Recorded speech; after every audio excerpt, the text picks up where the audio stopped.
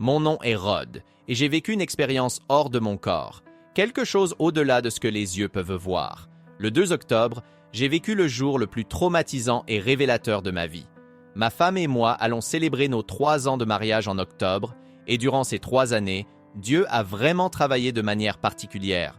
Les rêves que Dieu me donne ne peuvent venir que de lui, car aucun homme ne pourrait concevoir de telles choses, et Dieu le confirme par sa parole. Le rêve que vous allez entendre est véritablement un témoignage de Dieu.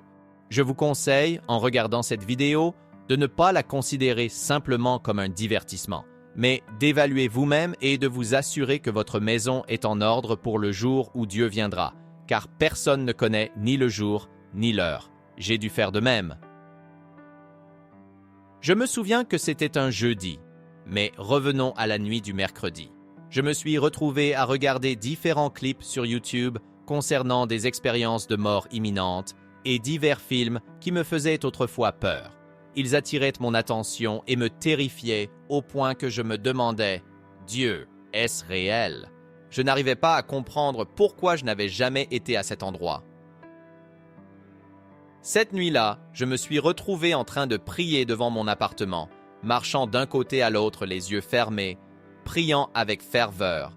J'ai demandé à Dieu, « Seigneur, si tu me donnes une expérience hors de mon corps, je promets de partager ta parole et de raconter aux gens ce que j'ai vu. » Je ne m'attendais pas à ce que Dieu réponde, car je priais simplement, sans réellement chercher une réponse. Le lendemain matin, le jeudi 2 octobre, j'ai fait un rêve dans lequel mon esprit quittait mon corps. Il semblait que j'étais dans mon appartement et que mon esprit était tiré hors de lui. Je voyageais à travers des passages de lumière colorée et brillante, comme des lumières clignotantes, jusqu'à ce que je me retrouve devant un ciel bleu sans nuages. C'était un endroit bleu, sans terre, arbres, herbes ou eau. Il n'y avait rien, juste une atmosphère bleue qui s'étendait sur des millions et des millions de kilomètres, un endroit où rien n'existait. Tout était révélé, rien n'était caché. Nous étions sous une forme corporelle transparente, que l'on pourrait décrire comme une âme ou un esprit, et je pouvais voir à travers elle.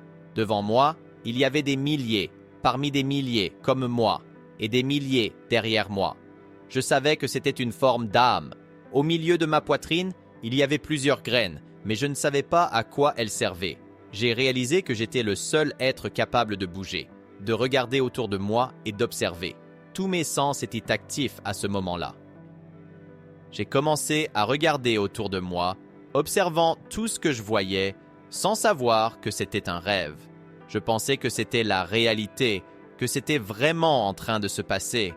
Devant moi, tout au bout de la ligne, il y avait une grande ombre parmi des milliers de personnes.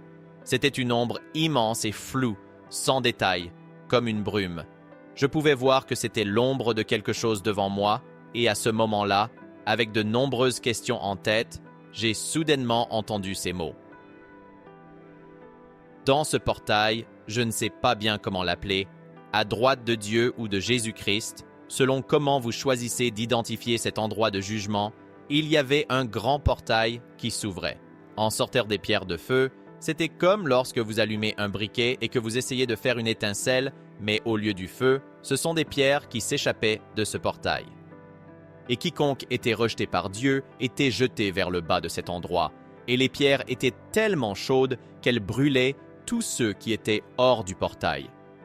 Du côté gauche de nos corps ou formes, la chaleur était telle qu'on aurait dit qu'il faisait très froid, et on aurait dit à quelqu'un de fermer la porte. Voilà à quel point c'était chaud. Le portail se fermait et les condamnés étaient envoyés si rapidement que les cris arrivaient en retard. On entendait un « Ah !» tardif qui me terrifiait. Soudainement, quelque chose nous emportait, comme si nous avancions dans la file, et je commençais à penser, sans comprendre où nous étions. Mon Dieu, peut-être que c'est le jugement.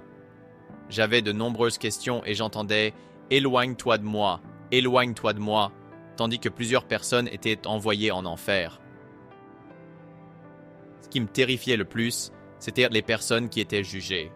On pouvait entendre quand Dieu leur parlait et tout ce pourquoi elles étaient jugées. Si quelqu'un allait en enfer pour quelque chose que vous saviez aussi être un combat dans votre vie, vous saviez où vous alliez.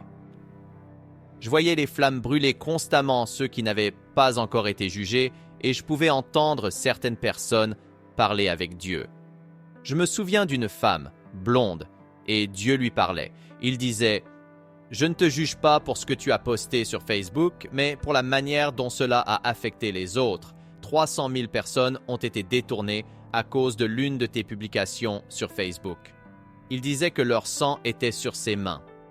Je ne peux pas exprimer à quel point ces paroles étaient puissantes. Il semblait que, dès qu'il disait « Éloigne-toi de moi », tout tremblait et elle était projetée avec une grande force vers le portail qui se fermait et son cri était tellement retardé qu'il me terrifiait. Les gens étaient jugés pour adultère, fraude et bien d'autres choses que je pouvais entendre. Les personnes devant moi étaient terrifiées car beaucoup d'entre elles avaient traversé les mêmes situations et ne s'étaient jamais repenties. Alors, des milliers étaient envoyés ici et là, volant si vite que je n'avais jamais vu quelque chose de si rapide. Le moment était venu pour moi de passer à la prochaine étape. Il m'a appelé et a commencé à me parler. Sachez que notre vie nous suit de si près que tout ce que nous avons fait témoigne contre nous. Vous ne pouvez pas mentir, car votre vie témoigne. Oui, tu as fait ça à tel moment. Oui, tu l'as fait. Et chaque fois que Dieu me parlait, un grand écran apparaissait, comme si tout ce qu'il disait prenait vie. Il a commencé à me dire tout ce que j'aurais pu mieux faire. À ce moment-là, je pensais « D'accord, Seigneur, j'aurais pu faire ça mieux. J'ai fait ce qu'il fallait, mais ça aurait pu être mieux. » Il a continué à dire d'autres choses et à mentionner une femme en particulier. Il m'a demandé pourquoi je ne l'avais pas pardonnée. Il m'a donné un nom précis que je ne mentionnerai pas et je savais exactement de qui il parlait. Il m'a demandé pourquoi je ne l'avais pas pardonnée. J'ai répondu « Seigneur, je l'ai pardonné. » Il a rétorqué « Si tu l'as pardonné, pourquoi, quand tu lui parles au téléphone, la traites-tu comme si la situation s'était reproduite ?» J'ai insisté « Mais je l'ai pardonné, Seigneur. » Il a répondu « Si tu l'as pardonné, pourquoi y a-t-il encore ces graines dans ta poitrine ?» J'ai regardé en bas et j'ai réalisé « Mon Dieu, c'est pour ça que ces graines existent. » Ce sont les graines de ce que j'ai fait dans ma vie, des choses que je n'ai pas pardonnées. Il a continué à me parler et m'a dit que, parce que je ne l'avais pas pardonné, lui non plus n'avait pas pardonné certains de mes péchés. J'étais choqué. Il a commencé à me dire encore tellement d'autres choses et il ne m'avait toujours rien dit de bon. À ce stade, j'étais terrifié. Mon esprit commençait à imaginer à quel point le feu serait brûlant quand ce portail s'ouvrirait. J'avais peur, je n'avais pas de mots pour décrire la terreur de se retrouver face à face avec le Créateur, où rien n'est caché devant lui, où toutes vos pensées intérieures et perceptions sont révélées. J'en suis arrivé à un point où je ne voulais plus entendre Dieu. J'ai vraiment tourné la tête car j'avais peur qu'il ait déjà décidé de mon destin. J'étais tellement effrayé que j'ai tourné la tête et il continuait à dire tout ce que je n'avais pas fait correctement ou ce que j'aurais dû faire de mieux. À ce moment-là, j'étais convaincu que j'allais en enfer. J'ai tourné la tête, ne voulant plus rien entendre, essayant d'imaginer à quel point l'enfer serait chaud. Je pensais « Oh Dieu, si je vais là-bas, je ne pourrai pas revenir. S'il te plaît, Seigneur, ne m'envoie pas là-bas, je t'en supplie. » J'étais plus terrifié que ce que je peux exprimer. J'ai tourné la tête et, à ce moment-là, je ne voulais plus entendre ce qu'il avait à dire, car je savais que j'allais en enfer. Alors que je tournais la tête, soudainement, j'ai ressenti quelque chose sur la surface de mon âme. J'ai tourné ma tête au ralenti, les larmes volant de mon visage, et j'ai regardé Dieu, attendant mon jugement.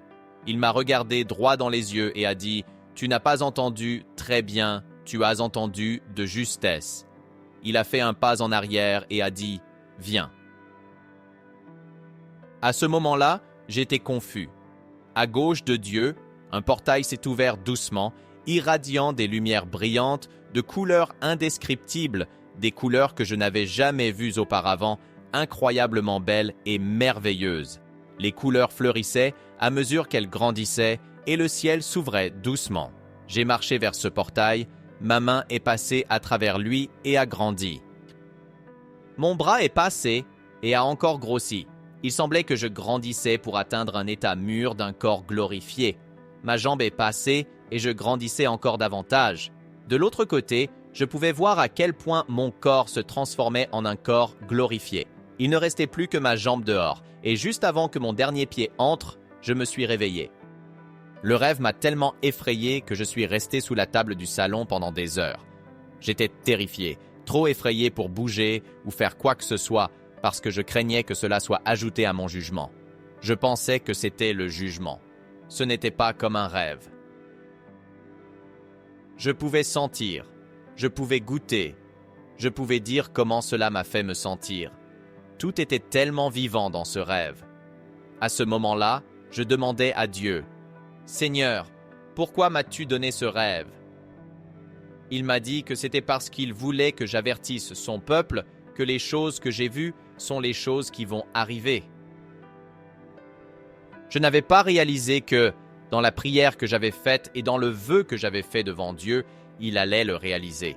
Maintenant, il attend que je fasse ma part. Et c'est pourquoi je suis ici, en train de vous parler. Pardonnez, lâchez prise. Je ne peux pas décrire combien de personnes permettent à l'absence de pardon de grandir en elles, et cela engendre de l'amertume, les poussant à commettre des actes pour lesquels elles ont été jugées, des actes qui les empêchent d'entrer au ciel. J'étais terrifié. Tant de gens sont allés en enfer, et il semblait que j'étais le premier à regarder, avec des milliers et des milliers de personnes devant moi. C'est terrifiant pour moi. C'est pourquoi, aujourd'hui, je vous encourage à régler les choses avec Dieu, avec vos amis, vos ennemis, à guérir les blessures causées par l'Église qui vous poussent à attaquer les gens en silence. Allez régler cela, car l'enfer ne vaut pas la peine. Dieu m'a tellement effrayé dans ce rêve, mais je sais que c'était pour une raison. Aujourd'hui, choisissez l'amour. Acceptez Jésus-Christ comme votre Seigneur et Sauveur. Croyez qu'il est mort sur la croix pour vos péchés et pour les miens, et qu'il est mort, mais qu'il est ressuscité le troisième jour. Croyez qu'il est le Fils de Dieu, lisez les Écritures et appliquez-les à votre vie, afin que, lorsque Jésus reviendra, il ne voie pas votre chair, mais qu'il voie sa parole en vous. Je vous encourage aujourd'hui, pardonnez, aimez, et voyez comment Dieu change votre vie. Merci d'avoir regardé, que vous soyez bénis.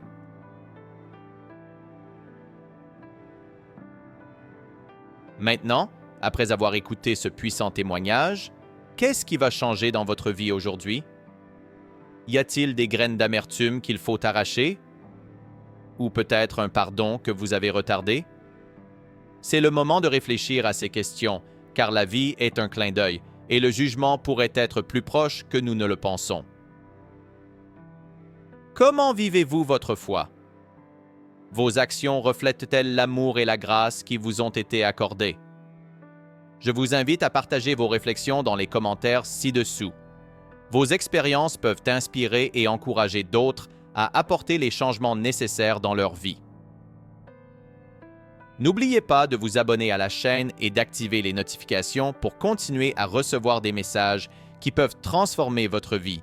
Dieu a encore beaucoup plus à vous révéler à travers sa parole et des témoignages comme celui-ci.